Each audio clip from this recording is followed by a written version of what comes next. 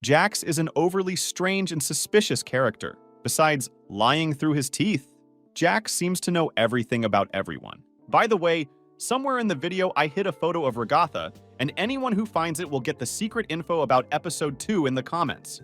He knows Regatha's main fear, and sometimes he just leaves his comrades behind because he knows they're easy to play with. It is still an interesting fact why he went to Kaufmo's room and escaped. Perhaps in reality, JAX is just a coward who will run away at any opportunity and do as he pleases. Does anyone else notice how fast he is? Sure, he's a rabbit, but how did he get the ability to teleport and run so fast? There's obviously something wrong with him. It feels like JAX isn't a team player, but perhaps one of the developers. But strangely enough, he doesn't know the way out, yet he doesn't worry about anything. How does he not freak out? Yet he also doesn't worry about his teammates dying. I'm assuming he's a modification or has done something to ruin the game. JAX has caused a lot of suspicion for everyone. However, everyone really liked him. Most people write that JAX is their favorite character. Even Gooseworks herself wrote about it. Okay, we all know that characters are stuck in a digital world. Now that most of us know about Wacky Watch, we learn that Kaini has a mind control chip while advancing. This means he has no control over the rest of your body, but he can still appear digital hallucination. But how exactly? We saw when Gooseworks showed 3D models of Regatha, there is no tissue or bones. It's empty inside. Regatha also feels no pain when the knife stabbed into her, but feels intense pain when glitching. My theory at this point is that VR only plays with the player's consciousness. That's why you can't feel anything like hunger, satiety, pain. So abstraction may not be what the characters are thinking. Currently, abstraction is seen as a state in which a person who has been in the digital world for an unknown amount of time completely loses their sanity and humanity, becoming a black, eye-covered, mindless monster that cannot be turned back.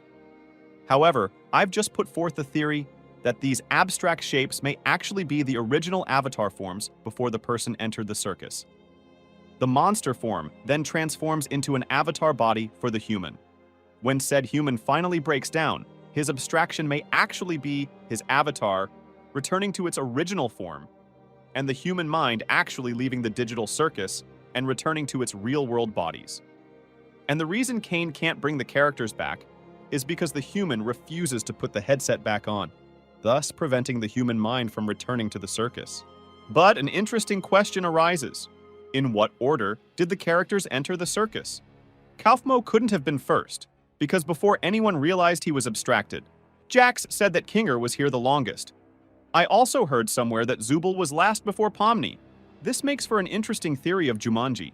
And to make an analogy, we know that The Amazing Digital Circus is a game where people put on their VR headsets and teleport into the game. So there is a parallel between Amazing Digital Circus and the blockbuster movie Jumanji. For those who have never seen those movies, we're talking about a magical video game where when you play, you teleport inside the game. Same thing with The Amazing Digital Circus. But also in Jumanji, when you play the game, not only is your soul teleported into the game, but your whole body is sucked into the game. And I think that's the same thing that happens in Digital Circus. In the movie Jumanji, you can find the game console in random places, like somewhere on the beach, or in a storage unit, or in the basement. So what if you could find an amazing Digital Circus headset also in hidden corners of the real world, take it to your home, and then head out into the digital world? And once you enter it, your body and the VR headset you were using would disappear, so no one would ever find clues to your disappearance. I think this is what CNA wants, to create a hell inside a video game to torture people. And I say this because of the biblical references in the pilot episode, such as Evan Cain and Bubbly and CNA, Cain and Abel. However, Gooseworks revealed that there are actually no biblical references in the series. I think that the developers of the Amazing Digital Circus game benefit from keeping the characters inside the circus, as they make money from it, both from the game itself and from merch sales. And ordinary people who play this game don't know the whole truth. The interior of the circus also indicates to subdue the mind of the characters. For example, chessboard signifies mind control, especially when it is scattered all over the floor and everywhere. The circus is packed with chess floors, walls, and even has references to chess and checkers, such as Kinger and Queenie, and small references to games scattered throughout the digital world. Kane may not have access to other people's minds, but are its inhabitants manipulated? Here's what I noticed. Kaufmo is a clown-related character who abstracted himself. Then, Pomni shows up. There's also Kinger, and another character associated with chess is Queen, who also abstracted in the past. We don't know if they ever interacted. Looking at the other crossed-out doors, we see characters similar to Zubul.